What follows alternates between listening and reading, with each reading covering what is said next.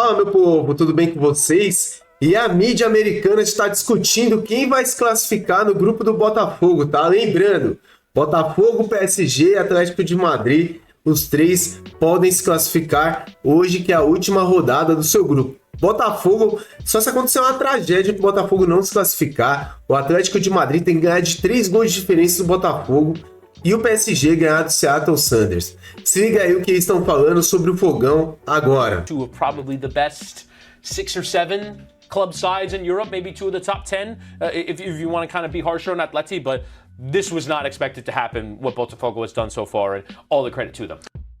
Have a look at the standings in Group B. This is how it is at the moment. You wouldn't have predicted this, I think, before the tournament started. Botafogo top of the group after 2 wins from them from their 2 matches. PSG did manage to get back into it with a victory to get to 3 points. Atletico Madrid on 3 points as well. And then Seattle Sounders 2 defeats from their games so far. Let's start, Chris, by talking about Botafogo. Obviously a huge win. A lot of was made. I think probably the upset or the win of the tournament so far, beating the Champions League winners PSG.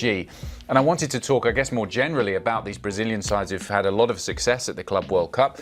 Obviously, you could say that the European teams coming off a really long season need a bit of a break. That is one factor. But also, is there something about the style of play, the way that these Brazilian teams go about it in league play that's translating well to when they're playing against European teams? I think there's a few factors here. First off, I do kind of want to address the fixture congestion idea, which is that European teams have played more.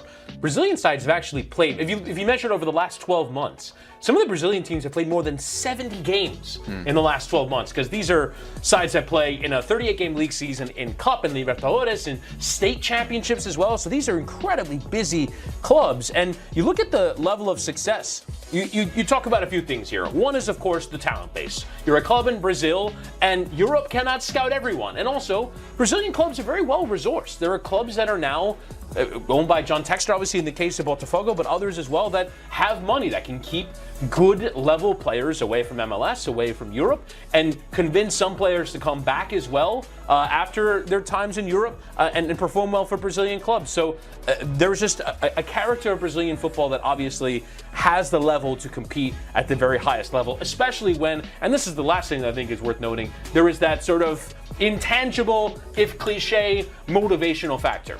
Meaning, the European sides, we've talked about it a lot, are they fully up for it? Surely they're partly up for it because of the money on offer, because it is a prestigious competition, because you want to be the champion of the world, but South American sides properly get up for it, because this is their one chance to prove on a stage like this in competitive games that they are of the level, that they could compete with major European clubs, and they are doing it so far. These are the scenarios for them to go through, either a win or a draw, and they advance. As long as they don't lose by 3 or more goals to Atletico Madrid, they will not be vulnerable to get eliminated. So that is the big goal here for Botafogo, to advance and to have shown well at this tournament, especially in the group where you go PSG, Atleti. Those are 2 of probably the best 6 or 7 club sides in Europe, maybe 2 of the top 10, if you want to kind of be harsher on Atleti, but this was not expected to happen, what Botafogo has done so far, and all the credit to them. And Atleti will be looking at that group and seeing themselves down in 3rd going into this game.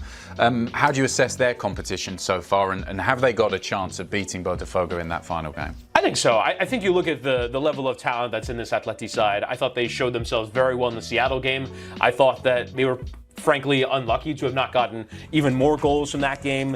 I think the performance against PSG was a bit of a one-off. You still believe that this side is resolute and solid. You know that, particularly up front with Sorloth and with Alvarez and with Griezmann, and in wide areas with Simeone and Lino, that this is a side that can perform up to a really, really good level. So I think if they win, and they'll have to pour it on against Botafogo to advance. Yeah, they need goals, don't they? Yes, they do. They will win. They'll need to win by at least 3 if PSG were to beat Seattle.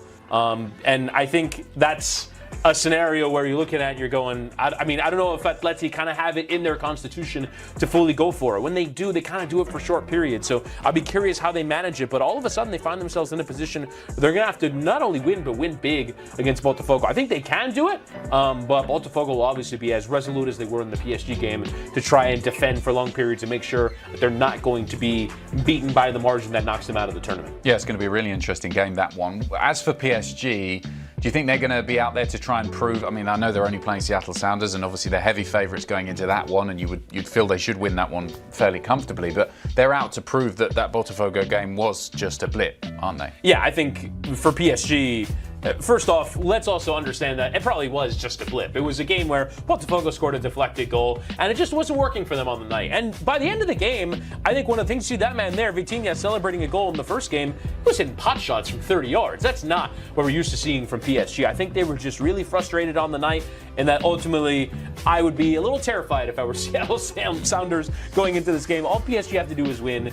You know that there is a massive talent gap, a massive playing gap between these two sides, and I think it will prove to be just a blip, and they could easily go on to win this competition anyway. I think that result feels like a one-off. It feels like, in retrospect, what Saudi Arabia beating Argentina at the last World Cup was, which is a result that'll look like, wait, that really happened in the midst of ultimately a long run in the tournament. That's my feeling about what's going to happen. I think just the biggest thing for PSG is regaining that fluidity in the attack that we saw in the Champions League final, that we saw for most of the Champions League period, and of course in that first game of the group against Atletico. So I think for PSG, they just have to get back to what they do, because we know at their best that they're better than everyone. Yeah, it's the kind of result you see in group stages that you're not going to see later on in the knockouts. As for Seattle Sounders, I think we're all in agreement that they're going to be heading home after this one. But for them, has this competition been a learning experience? Obviously a chance to test themselves in what was, I suppose, from their perspective, the group of death. I think so. I think it certainly is a pretty valuable lesson for a bunch of players. Let's also understand that Seattle is not at full strength right now. They have missing options in defense and up front as well, players that are coming back to full fitness. So this was not the best punch from Seattle Sounders. But that said, I wonder if, obviously Seattle has been a trailblazer in MLS for the crowds that they've drawn, for winning the CONCACAF Champions Cup for the first time. But I wonder if maybe this is an understanding now that there are even more and more levels to arrive to, even against Botafogo. You're talking about Atleti. If they're going to be back here again in 4 years' time by winning the CONCACAF competitions, I think they're going to have to do so by strengthening even more, by adding even more talent, by understanding that this is your one big chance. But I'm not certain that Seattle was in a position to throw their best punch. That being said, the people that have watched them in person, the people that maybe would not have been used to seeing the Seattle Sounders that I've seen online have said, fair credit to them. They were, I think, the better team in the second half against Botafogo, ultimately lost the game, and their appearance against Atleti as well, where they played some decent stuff. So I think Seattle kind of are the moral victors of the tournament, probably for a team that will end up leaving the tournament with 0 points, but I still think that there's a little bit left for them to have maybe done here. I think themselves and LAFC will go, oh man, if we just maybe added 1 or 2 more players or had a few more players healthy as well, maybe we could have done something of a little bit more impact. But ultimately, they were completely odds against in this group, considering it's the reigning South American champions, the reigning European champions, and a damn good team in Atletico Madrid. Yeah, it'll be interesting to see how they get on in that final game, and we can show you what we've got to look forward to on Monday. Once more, Atletico against Botafogo and Seattle against PSG. That's at 3 p.m. Eastern, both of those games. And then you've got Porto against Al Ahly and Inter Miami against Palmeiras. Both of those in Group A are the 9 p.m. games. Então vocês viram aí, eles comentando sobre a questão do Botafogo aí. Grupo do Botafogo, Botafogo 6 pontos, depois PSG 3 e Atlético de Madrid 3. O PSG pega o Seattle Sounders, que perdeu os 2 jogos, com certeza o PSG vai ganhar e vai ganhar bem de goleada, vai alcançar o Botafogo, e aí o Atlético de Madrid tem que tirar 3 gols de diferença do Botafogo, e tem que golear o Botafogo hoje para poder se classificar e tirar o fogão dessa disputa. Eu não acredito, tá? O Atlético de Madrid vai vir querendo pressionar, encurralar o Botafogo, e o Botafogo vai ter o contra-ataque. Se jogar inteligentemente, com o resultado embaixo do braço, o Botafogo vai acabar se classificando. E mesmo que perca o jogo, vai perder por uma margem de 1 gol só de diferença, alguma coisa assim. Mas acredito que o Botafogo vai para cima, tem condições de ganhar sim a partida, e aí se classifica em primeiro lugar. Quem diria, hein? Para mim, dos brasileiros, era o time que teria mais dificuldade, era o Botafogo, até porque caiu nesse grupo dos 2 europeus aí. E o Botafogo hoje tem condições de se classificar e até em primeiro lugar. Um empate coloca o Botafogo em primeiro nesse grupo, e aí provavelmente o PSG em segundo, tá bom? Galera, peço para vocês se inscreverem no nosso canal, deixar o like, peço também que você compartilhe esse vídeo com seus amigos, coloque nos comentários o que você acha, Botafogo se classifica ou não para as oitavas de finais da Copa do Mundo de Clubes da FIFA. Se liga aí. Muito obrigado. Valeu!